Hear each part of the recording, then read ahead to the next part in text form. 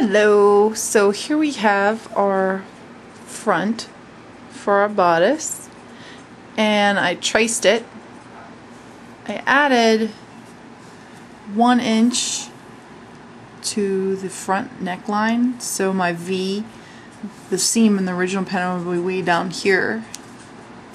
Here's 5/8, so here's where my seam would be, right here. On the new neckline, my seam will be about right here, so it won't be as low cut.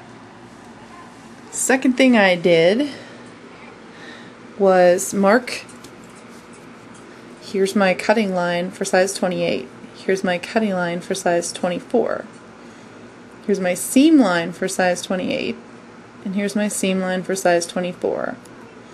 What I want to do is blend size 28 with size 24, because over here in the upper bust area, going close to the armpit, because that's where this seam goes into the armpit, I had a lot of bagginess. So if I move this seam over this far, I think I should get rid of the bagginess. So I marked it all the way up to the shoulder line.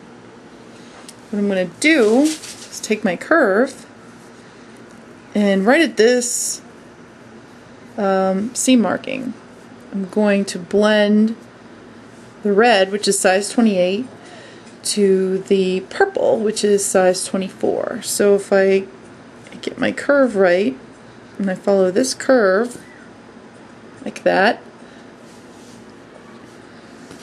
let me point so I can show you. I would draw a line from here to here. This will be my new seam marker. And then my seam line will gradually change from here to here. And then I'll cut it out on the purple here, and then I'll start sewing on this line. And this actually will raise your shoulder seam up, because you will see the difference between this seam and this seam. It does raise your shoulder seam up a bit, which is okay for me because this pattern is sort of wide shouldered on me. So that's how I'm going to try and take care of that. I'm going to draw that line now. One other thing about changing the neckline is you have to change the facing. So all I had to do was trace it onto a new sheet of paper. As you can see here, my new neckline has a new facing. Pretty easy.